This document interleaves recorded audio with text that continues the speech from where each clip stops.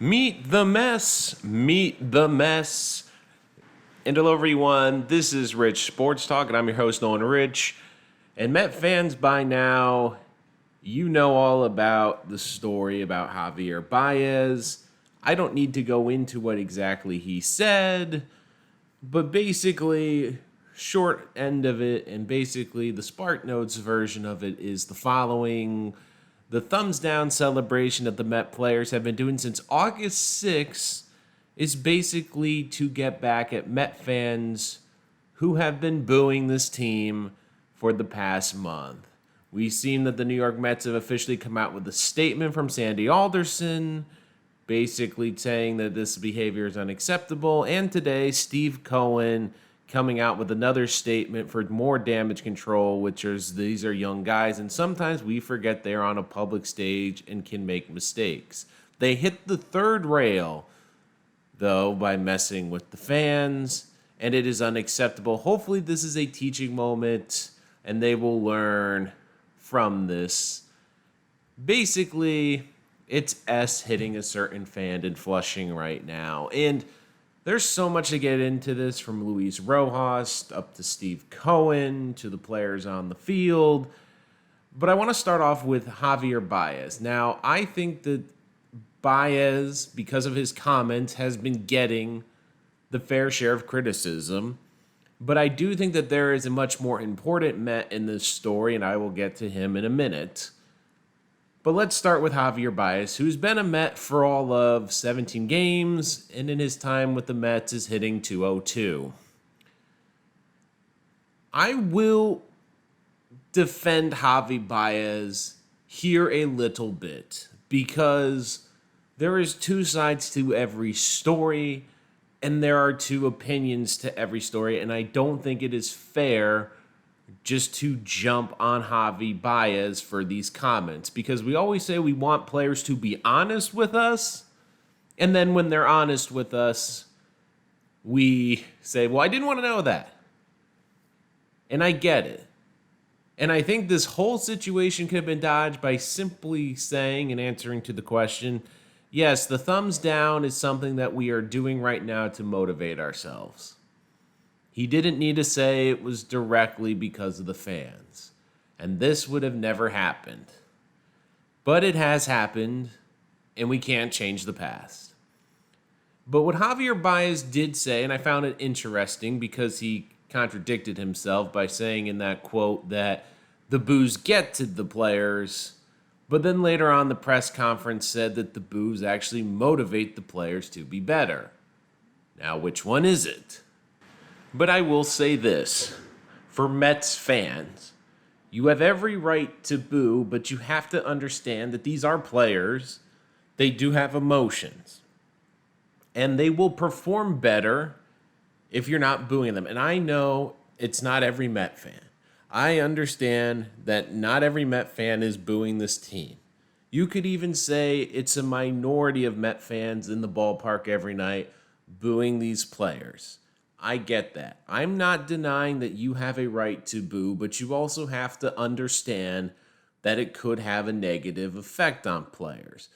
But players have to also understand when you come to New York that people will boo. It's not just Met fans. It's Yankee fans, it's Knicks fans, it's Jets fans, and it's Giants fans. And the legend players in this town all say the same thing, that when you are not playing well, the fans will let you hear it. But if you win a championship or you win in this town, you are a god, and players will not be forgotten. So if you want the best of times, you have to deal with the worst of times. But I also understand that these are players who are trying to go out and do their best. And when you boo them, they're not going to like it. I completely get it. I can't imagine someone, while I'm doing this right now, hissing and booing at me. I would not be able to probably do my best. I understand that. So what Baez was saying, I can understand where he and this team is coming from, because it's been incredibly frustrating to not only not be playing well, but to have your fan base booing you while you're going through an incredibly tough time. I completely understand it. But here is the issue.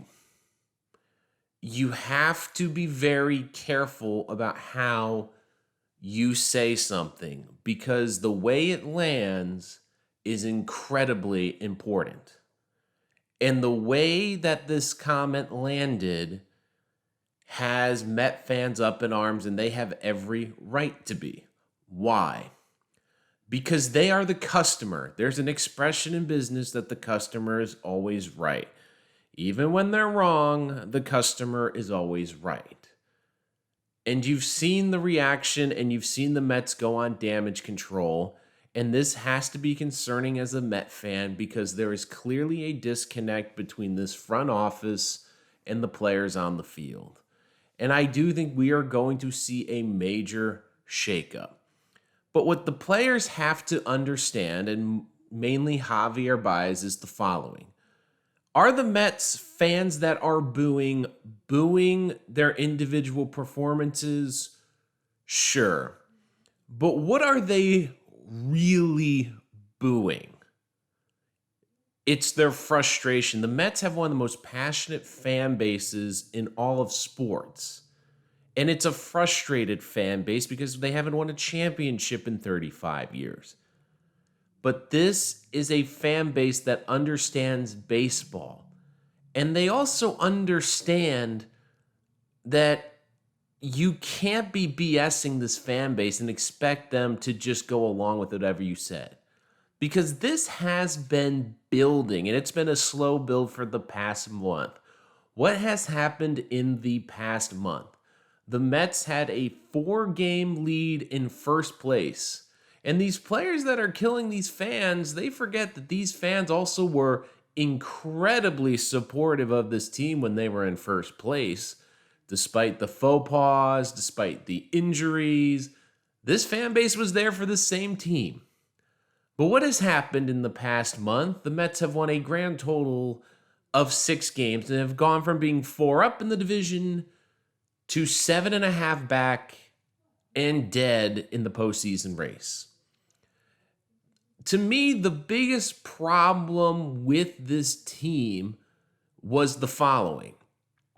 I do think that Met fans had a sense that they didn't do enough at the trade deadline, and they were frustrated. Sure, they got Javier Baez, but they didn't upgrade the pitching, and it didn't feel like this front office was aggressive enough. That's number one. Number two is that this team, when they started this epic collapse, kept telling their fan base, relax, we got this.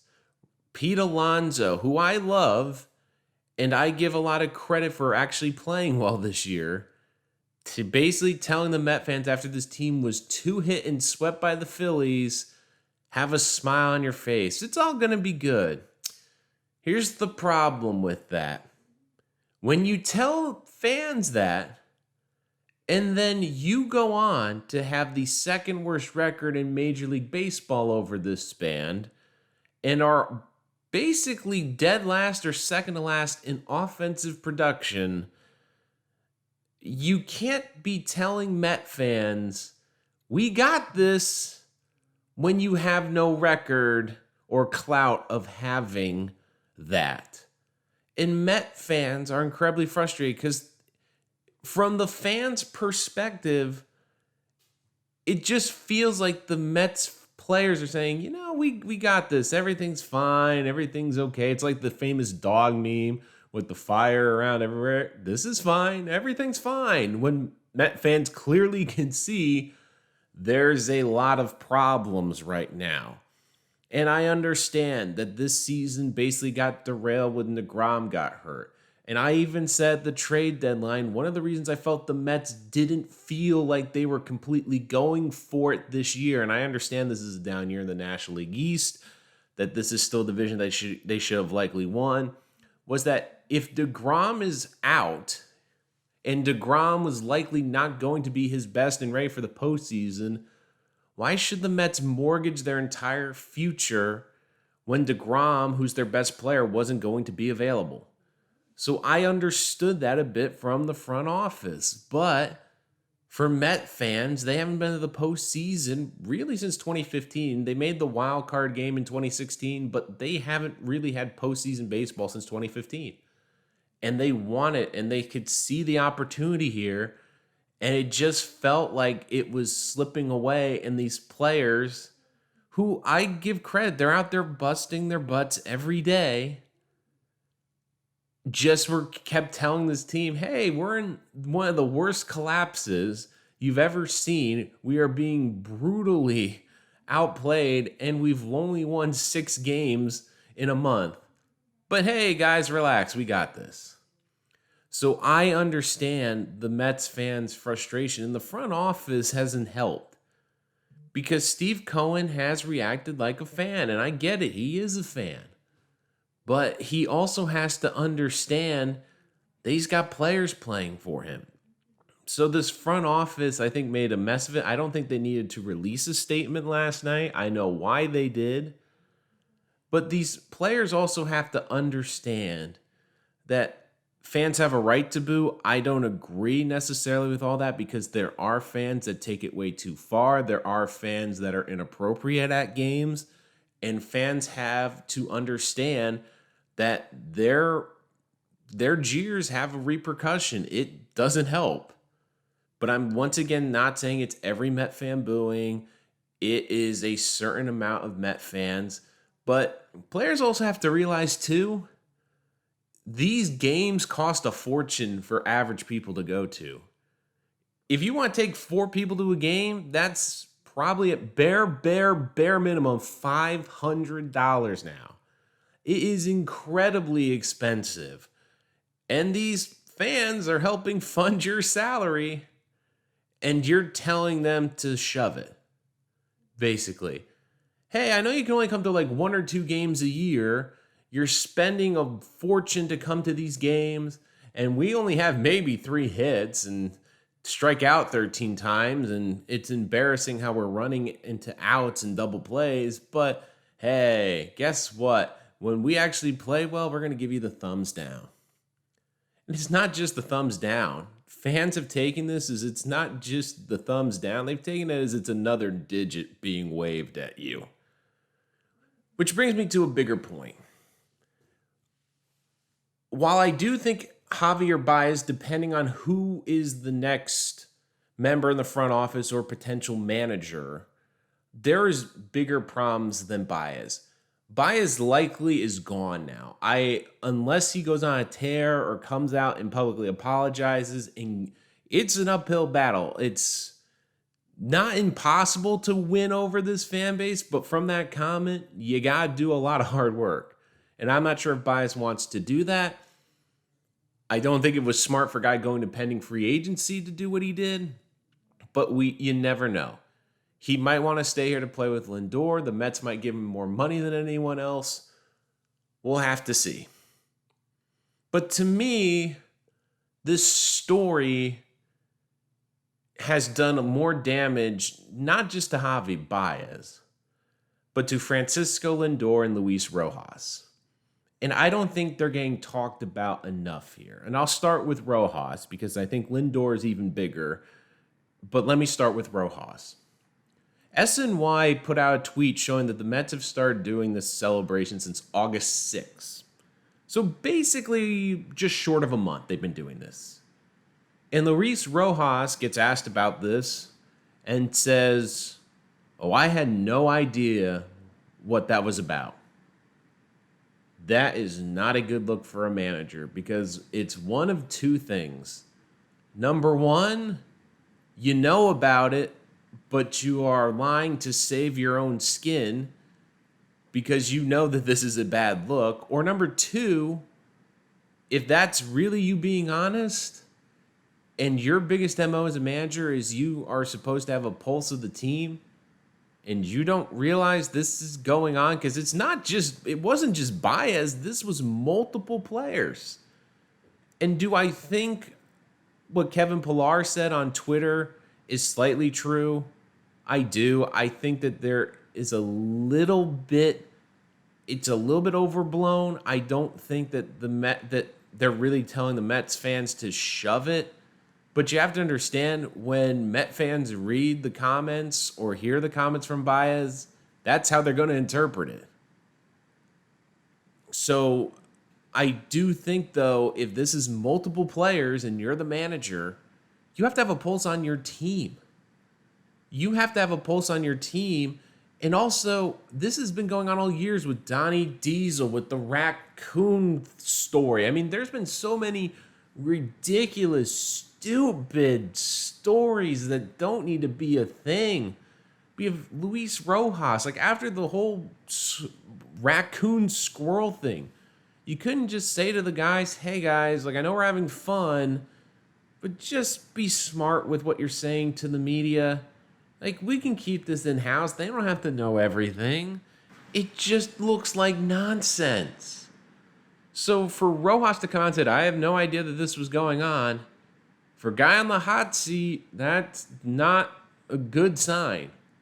That you don't have the pulse of the team to realize that they're doing this to get back at the fans. But more importantly, the player that's not talked about enough is Francisco Lindor. Because Francisco Lindor is hitting .224, and he's going to start getting paid $341 million for 10 years, starting at the end of the season.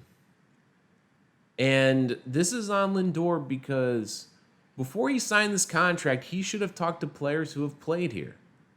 One of them should have been Paul Lo Duca, because Paul Lo Duca had a great tweet the other day, which was talking about how the Mets, in that great year where they almost went to the World Series in 2006, they won 10 straight games, but then lost to the last place Pirates and fans booed. And he said, like, look, this is a passionate town. You have to understand that they're going to be booing and there's going to be upset at times. But when you win, there's nothing better in this town. Francisco Lindor should have an understanding when he signed that contract that, look, there's going to be ups and downs and there's going to be a lot of pressure when you sign this deal, because it's not only that it was the contract, it was all the stories leading into the contracts in spring training, basically telling people, hey, if the Mets don't extend me, I'm not going to talk to them at all this year, and basically making a circus out of it and putting the pressure on the Mets, and the Mets delivered and gave him the biggest contract for a shortstop. And he's hitting .224. And he wants to be the team leader. And all we hear all year is how great of a team leader and a clubhouse guy he is. Yet he, as the leader, thought it would be a good idea to start doing these hand gestures at the fans. And look, if they wanted to keep it internal, that's fine. But you should understand, or someone on this team should have said to Francisco Lindor, or had the common sense to say, hey, this is New York, where there's more media coverage, there's more media pressure, and we have a passionate fan base. Someone's gonna notice this. Heck, it took people like 20 minutes after the Baez comment to say, hey, this has been going on since August 6th. It wasn't that difficult and hard to find. So if you're Francisco Lindor and you're going to be here for a decade, this is a disaster, because Baez, he could be gone in a month and a half. Say, hey, got traded here, didn't work out, I'm going to go somewhere else. Lindor's here. Lindor also is the reason Baez is here, because many Met fans, including myself, wanted Chris Bryant more. But the reason that this team went and got Javier Baez is because Francisco Lindor was whispering in the ear of the front office, and he clearly has influence.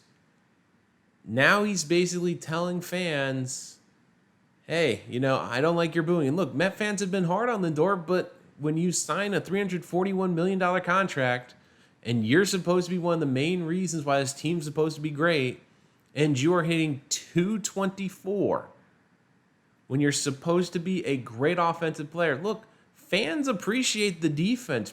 Fans appreciate the fun, but you need to go out and perform. Giancarlo Stanton has been blistered by New York Yankee fans. Absolutely blistered. But he has handled it fantastically. it's not just the Mets, it's the Yankees in this town. It's every team. There's going to be pressure. If Zach Wilson comes out in the first home game and throws 3 interceptions against the Patriots, fans are going to boo him. If Daniel Jones fumbles a football, fans are going to boo him. Giancarlo Stanton goes in a slump and strikes out 4 times in a game. Fans are going to boo you. I understand it's not right, but this is also New York. This isn't new. This isn't something that just started happening. This has been going on forever. And I will say this, Met fans, they are better than Yankee fans in the sense that, yes, Met fans boo, but I've been in both ballparks. I've been at both games live. When Yankee fans boo, it is visceral. You can feel it. Even Met fans, you can kind of feel it, but you feel like the Met fan is a lot quicker to turn around and cheer for their superstars than Yankee fans. So when you see this happening and you see this Mets, and it's just like, as a Met fan, you're like, oh my God, this is the same thing over again. Because as a Met fan, it's frustrating because this is your team. Players can leave this situation, but fans don't. They can't. They're fans. And as a fan, it's hard because you're used to getting ridiculed for being a Met fan because you're not as good as the Yankees. And you have all these silly stories that come out about your team. And today, all you hear from people is just like, oh, see, look, same old Mets, of course. Another Mets story, and fans roll their eyes and they get frustrated. It is a source of pride. Like, Met fans want this team to be great. And I do think that they need to stop booing as much to help, but players have to understand that they're frustrated because they know how good this team can be. They know that Jeff McNeil, Michael Conforto, James McCann, all these guys are having down years. They understand that, and they're frustrated because they're like, look, we think you're a better team than you're playing at. That's why we're booing. It's because we're frustrated, because we are sick and tired of seeing this team struggle when we know you're a good team. So it just, for Lindor, I believe he really has to not just put an Instagram. I really think he's got to go on camera and really explain himself and try to extend an olive branch to his family. And look, he has the right to be frustrated with the fans booing him. I get it. But he also has to understand that he's going to be here for 10 years. He's got to understand that, look, I need to make peace with this. And if I was Francisco Lindor, I would be on the phone with Mike Piazza. I'd be on the phone with former Mets. And they'll probably tell him the same thing. Look, Francisco, it's going to be hard. We're not going to lie. There's going to be times when you're here, fans are going to boo you, and it's going to feel terrible. But we'll also tell you this, with as bad as it can get, if you perform and you play well, there is not a fan base that will support you more. So I do think that this is a rock bottom point for the Mets. You hope that they can learn from this and move on. It is concerning to me about Lindor. But even Baez, I do think Baez, fans love passionate players, and if he can mend this relationship and go out and play well, Met fans will love him too. But you have to understand, as a player, fans pay a lot of money for these tickets. They pay through the nose to watch these games. And they're frustrated because they've seen a team that they felt was going to the postseason basically collapse.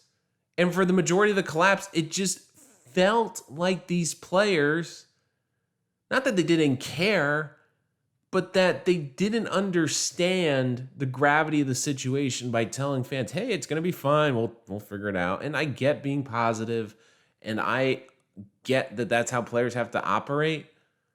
But when you're telling the fan base, hey, we got this. We're going to go 2-11 against the Dodgers and the Giants, but hey, we got this. It's hard because Met fans are saying, we were in first place all season. And in the span of a month, we've not only gone from being a bad baseball team, but a laughing stock. But I do think that this is an important time for the Mets organization.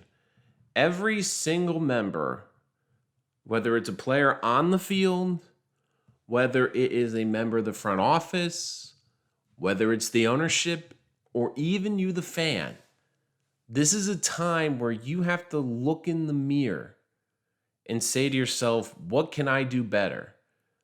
As fans, you have every right to boo, especially with the amount of money you pay. But you have to understand that it can have a negative impact on the players, and it probably gets in their psyche. You have to understand that, look, you want them to play well, but if you're constantly booing, it's not going to help. But also as players, they have to understand that this comes with the territory in New York. It sucks. I get it. But it doesn't matter. It's not just the Mets. It's every team in this town. There is great expectation. But when you meet those expectations, and especially if you can exceed them, there's no fan base that will back you up more. But even so in the front office, there's clearly a disconnect between the front office, the players, and the ownership. I hope in the meeting that Steve Cohen is there, that the front office is there, because everyone needs to get on the same page. And that has been a theme the last month.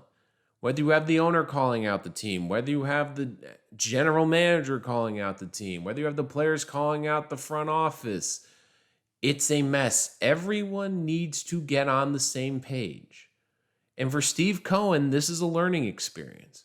He's a first-time owner, and he is a fan of this franchise. And that's great, because he clearly wants this team to do well, and he cares about the fans.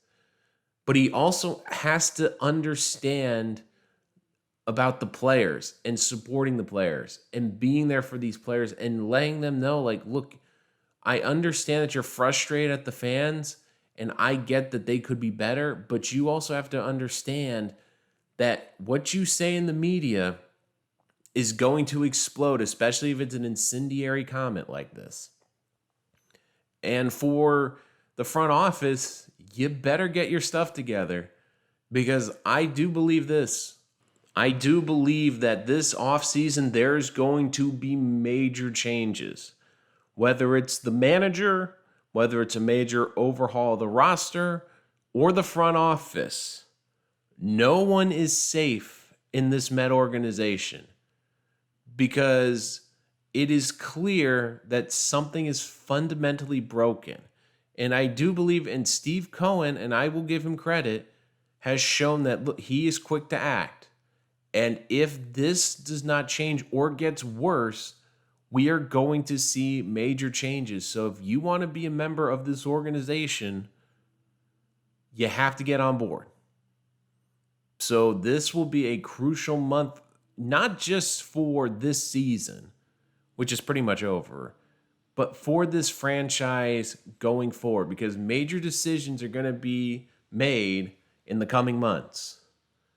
And for these players, they have to play better, and they have to show that they are worth being pieces to be invested in.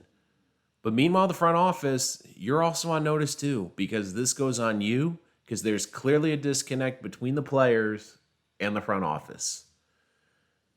But I will say this about the fans to the players. I understand it's hard when they boo, and I get that that can affect your performance. But I would also ask these players this. Don't you want a fan base that cares this much? A fan base that wants you to succeed?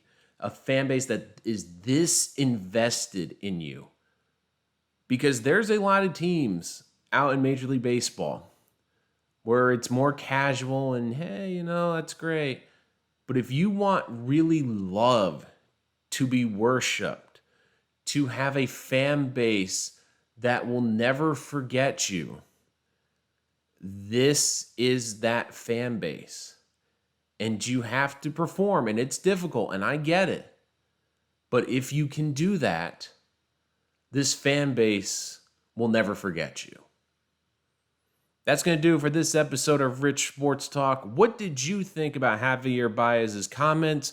What changes do you want to see made in the coming months around the New York Mets? And what are your opinions on this whole situation? Make sure to comment below. And until next time, I'm Nolan Rich, and this is Rich Sports Talk. Don't forget to subscribe so you don't miss any of our latest content. Thank you so much for joining us.